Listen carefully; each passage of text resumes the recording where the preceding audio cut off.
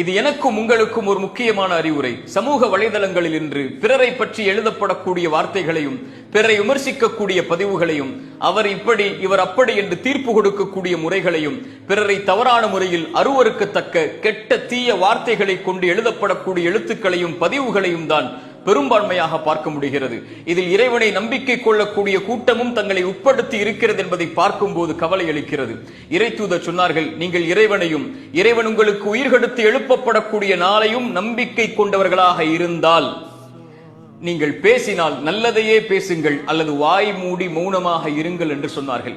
ஒருவன் பிறரை பற்றி எழுதும் போது அவர்களுக்கு அது எந்த பாதிப்பையும் கொடுக்காது. தான் யார் என்பதைத்தான் அவன் எழுத்துக்கள் பதிவுகளின் மூலமாக மக்களுக்கு வெளிப்படுத்துவதாக ஆகும்.